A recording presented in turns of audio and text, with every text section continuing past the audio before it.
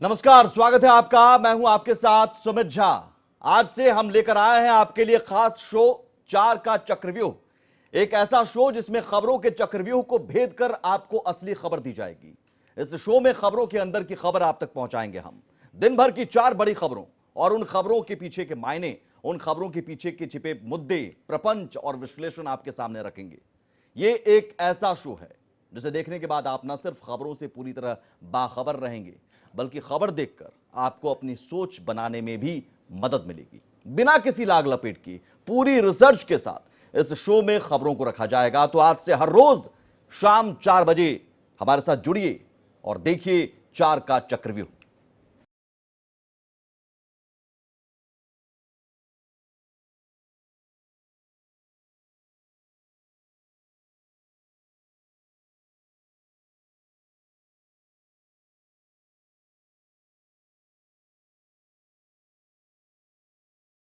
का चक्रव्यूह में सबसे पहली बड़ी खबर, बात अखंड भारत की। अखंड भारत जिसका जिक्र हिंदुओं के धार्मिक ग्रंथ विष्णु पुराण में मिलता है, हिंदू महासभा संघ और बीजेपी की तरफ से जिसका बार बार जिक्र होता रहा है। अखंड भारत का वो सपना जो हर देशवासी देखता रहा है, क्या वो साकार होने वाला है? यह सवाल इसलिए क्योंकि नए संसद भवन में अखंड भारत का नक्शा रखा गया है।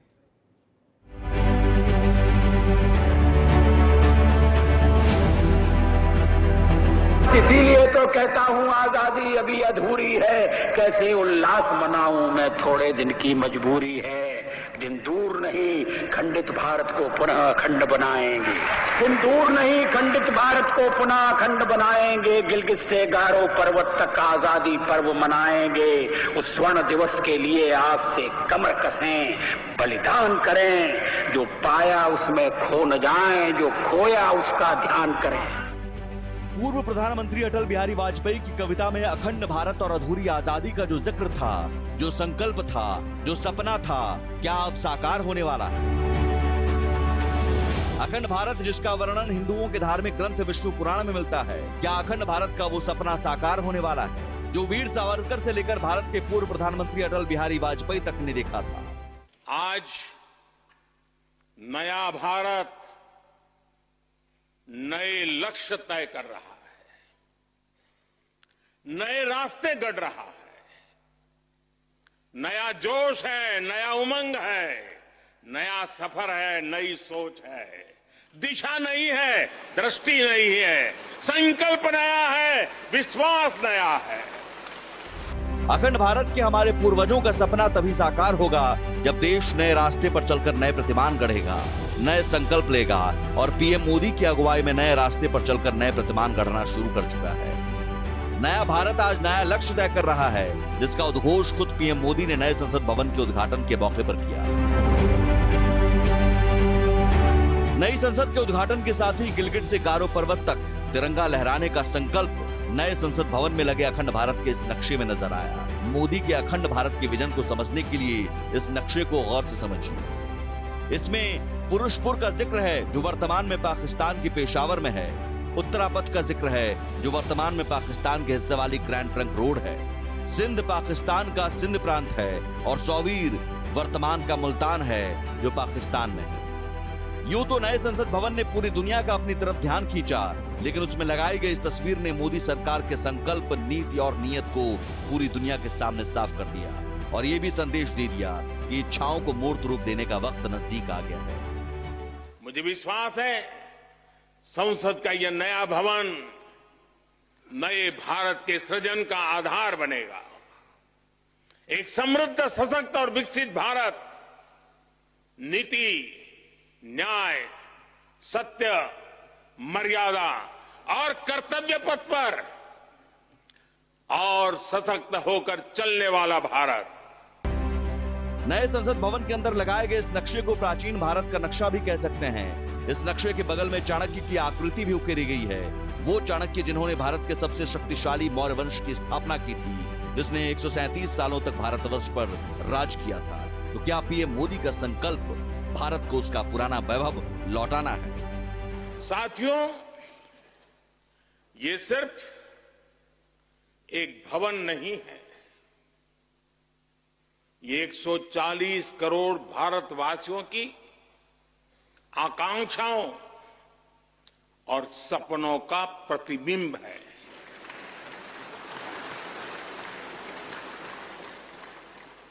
ये विश्व को भारत के दृढ़ संकल्प का संदेश देता हमारे लोकतंत्र का मंदिर है। संदेश साफ है, अखंड भारत का वो सपना जो हर देशवासी देखता रहा है अब साकार होगा। वो संकल्प जो हर देशवासी के मन में है वो पूरा होगा। Bureau report, Bharat express.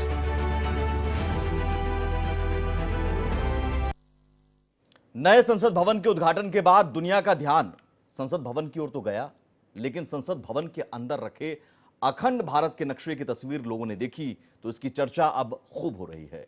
Social media पर तो इस नक्शे की तस्वीर लोग साझा कर रहे हैं और तारीफ भी कर रहे हैं।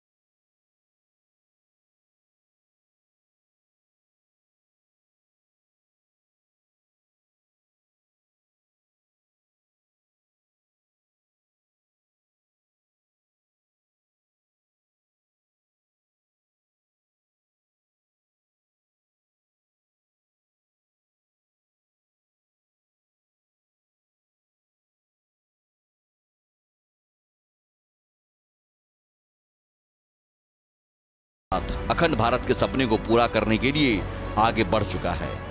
Bureau report, Bharat express. तो पिछले 2500 सालों में अलग अलग विदेशी आक्रमणकारियों के चक्रव्यूह में फंसकर भारत खंड खंड हुआ, लेकिन अब अखंड भारत की ओर भारत बढ़ने जा रहा है, संकल्प ले चुका है। सवाल है कि क्या यह सपना साकार होने वाला है और सबसे पहला कदम पाकिस्तान होगा, पीओके होगा? देखिए, अखंड भारत के नक्शे में सबसे ज्यादा कोई परेशान है इस नक्शे से तो वो पाकिस्तान है, क्योंकि अखंड भारत के सपने को पूरा करने के लिए पाकिस्तान के हालात में कई संकेत छिपे हैं। उन हालातों पर गौर कीजिए। पाकिस्तान लगातार टूटने के कगार पर है। पाकिस्तान में गृह युद्ध जैसे हालात बने हैं। कई क्षेत्र में पाकिस्तान से अलग होने के लिए आंदोलन चल रहे हैं। बलूचिस्तान में पाकिस्तान आर्मी के खिलाफ जंग हो रही है। खैबर पख्तूनख्वा में भी पश्तूनों ने पाकिस्तान के खिलाफ जंग छेड़ दी है और लगातार आंदोलन कर रहे हैं। सिंध प्रांत में भी पाकिस्तान से अलग होने के लिए आंदोलन चल रहा है। पीओके में भी पाकिस्तान से अलग होने की मांग उठ रही है। तो क्या सवाल है कि अखंड भारत की शुरुआत पीओके से होगी और वो सपना साकार होने वाला है? अब सवाल है कि अखंड भारत का जिक्र कहां कहां, कैसे अखंड भारत की जो संकल्पना है वो कहां से आया? अब ये आपको हम समझाते हैं, बताते हैं। हिंदुओं के धार्मिक ग्रंथ विष्णु पुराण में जिक्र मिलता है अखंड भारत का। 1937 के हिंदू महासभा के सेशन में अखंड भारत का जिक्र किया गया। वीर सावरकर ने इस सेशन में अखंड भारत का जिक्र किया था और जिसकी तस्वीर भी हमने आपको दिखाई रिपोर्ट में। आरएसएस भी अखंड भारत की समय समय पर बात करता रहा है। हाल ही में संघ प्रमुख मोहन भागवत ने कई बार अखंड भारत की बात कही और कहा कि भारत एकजुट होकर अगर इस संकल्प की ओर आगे बढ़े तो संभव है, क्योंकि जो था वो फिर से क्यों नहीं हो सकता। और पूर्व पीएम अटल बिहारी वाजपेयी अपनी कविता में कहते हैं कि आजादी अभी अधूरी है, खंडित भारत को पूरा करना है।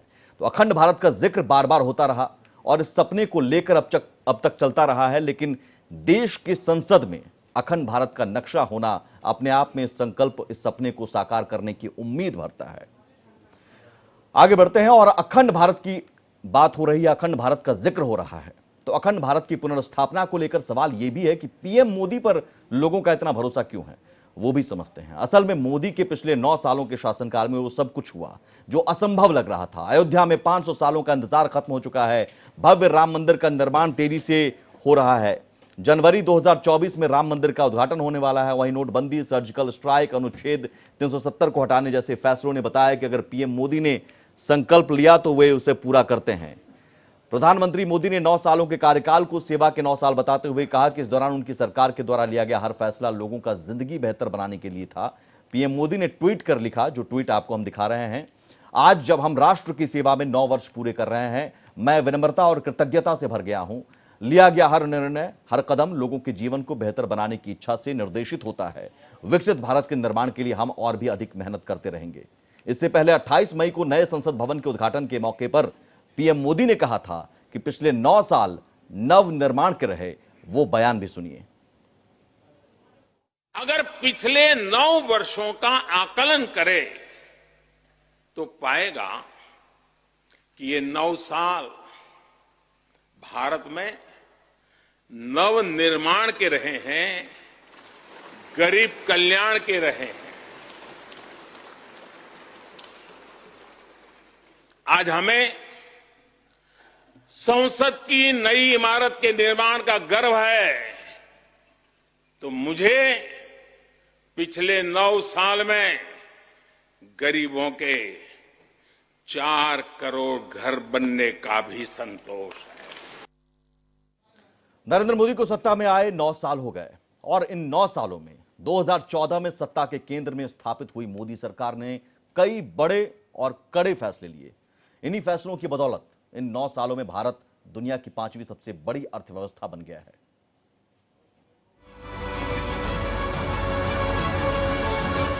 मुश्किल से मुश्किल काम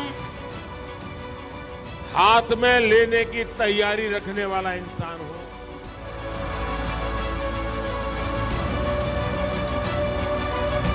उन्हीं संसाधनों के रहते सरकार बेहतर काम इसलिए कर पाई क्योंकि राष्ट्रहित को सर्वोपरि रखा गया, व्यवस्थाओं को सही दिशा की तरफ मोड़ा गया। साथियों, मैं आपको विश्वास दिलाता हूं कि जनहित में मुश्किल से मुश्किल फैसले लेने का ये सिलसिला जारी रहेगा। प्रधानमंत्री नरेंद्र मोदी का काम करने का यही अंदाज उन्हें बाकी नेताओं से अलग बनाता है। पीएम मोदी ने बतौर प्रधानमंत्री कई चौंकाने वाले बड़े फैसले लिए हैं। पीएम मोदी अपने करिश्माई नेतृत्व के दम पर न केवल आज भारत के बल्कि दुनिया के ताकतवर नेताओं में शुमार हैं। दुनिया के शक्तिशाली देश भी पीएम नरेंद्र मोदी के नेतृत्व को सलाम करते हैं। उनकी लोकप्रियता पूरी दुनिया में तेजी से बढ़ रही है। आइए जानते हैं अपने 9 साल के कार्यकाल में पीएम मोदी ने क्या क्या चौंकाने वाले फैसले किए हैं। नोटबंदी जैसा बड़ा फैसला। साल 2016 में नरेंद्र मोदी सरकार का सबसे बड़ा फैसला सामने आया। इस फैसले से पूरे देश में हड़कंप मच गया। 8 नवंबर साल 2016 को रात 8 बजे प्रधानमंत्री नरेंद्र मोदी ने देश को संबोधित किया और रात 12 बजे 500 और 1000 के नोट को चलन से बाहर कर दिया था। अचानक से नोट को चलन से बाहर कर देने वाले सरकार के फैसले ने देश भर में खलबली मचा दी थी। मोदी सरकार ने नोटबंदी के जरिए काले धन पर चोट की थी। देश में लागू की जीएसटी। प्रधानमंत्री नरेंद्र मोदी के नेतृत्व वाली केंद्र सरकार ने 1 जुलाई 2017 से पूरे देश भर में जीएसटी को लागू कर दिया था। जीएसटी लागू करने का मकसद देश में एक देश एक टैक्स की प्रणाली को लागू करना था।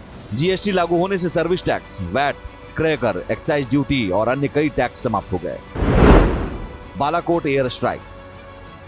14 फरवरी 2019 को जम्मू कश्मीर के पुलवामा में जैश ए मोहम्मद के आतंकियों ने सीआरपीएफ के काफिले को निशाना बनाया था। उस समय सीआरपीएफ के 78 वाहनों को काफिला जम्मू से श्रीनगर का सफर तय कर रहा था। इस काफिले में करीब 2500 जवान थे। उस समय एक आतंकी ने सीआरपीएफ के काफिले में विस्फोटक लेकर जा रहे एक वाहन को टक्कर मार दी थी। इस विस्फोट में 40 जवान शहीद हो गए थे। 2 हफ्ते बाद ही 26 फरवरी 2019 को भारत ने बालाकोट एयर स्ट्राइक करके जैश ए मोहम्मद के आतंकियों को ढेर कर दिया था। जम्मू कश्मीर से हटाया आर्टिकल 370। जम्मू कश्मीर से आर्टिकल 370 को हटाने का फैसला मोदी सरकार की सबसे बड़ी उपलब्धियों में से एक है। 5 अगस्त 2019 को संविधान के अनुच्छेद 370 के अधिकतर खंडों को खत्म कर दिया था, जो जम्मू कश्मीर को विशेष दर्जा प्रदान करते थे। इसी के साथ जम्मू कश्मीर में देश के वो सभी कानून लागू हो गए जिन्हें 70 साल तक लागू नहीं किया जा सका। वहां के लोगों को केंद्र सरकार की योजनाओं का फायदा मिलने लगा। हाल ही में श्रीनगर में G20 की टूरिज्म वर्किंग ग्रुप की बैठक का सफल आयोजन कर भारत ने दुनिया को संदेश दे दिया कि अब कश्मीर कोई मुद्दा नहीं रहा। कानूनी दायरे में लाया गया 3 तलाक।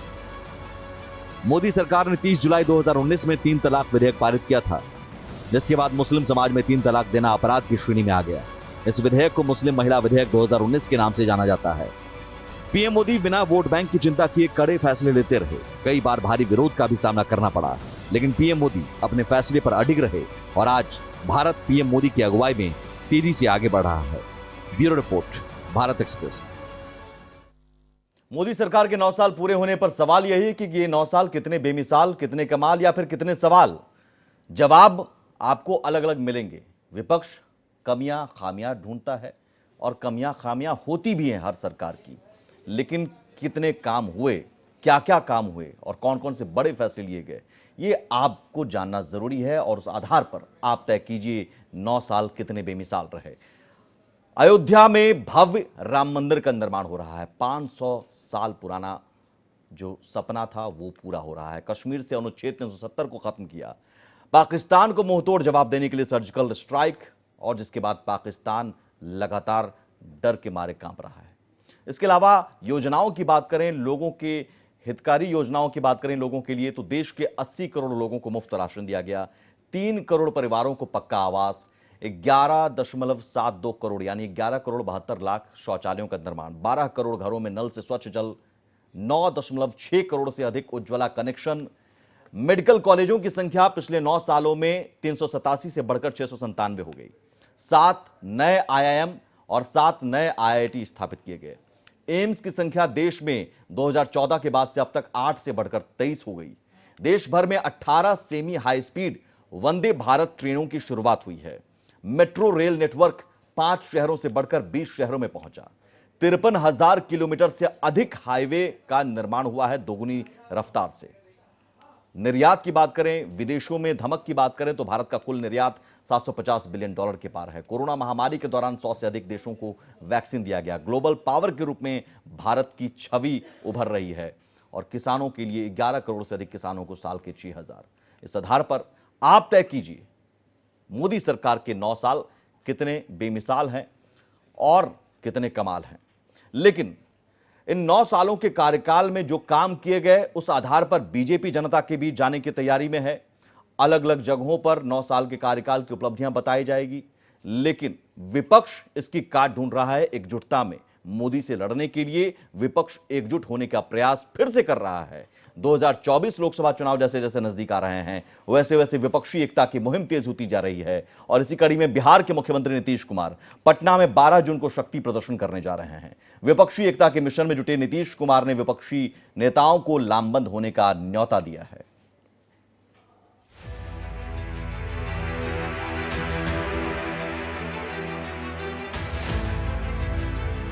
बीजेपी से अलग होने के बाद नीतीश कुमार मिशन विपक्षी एकता पर जुटे हुए हैं। 2024 का लोकसभा चुनाव नजदीक आ रहा है। ऐसे में 12 जून को बिहार की राजधानी पटना में नीतीश कुमार शक्ति प्रदर्शन करेंगे। दरअसल 2024 लोकसभा चुनाव के लिए विपक्षी दलों को इकट्ठा करने में नीतीश कुमार की भूमिका काफी अहम नजर आ रही है।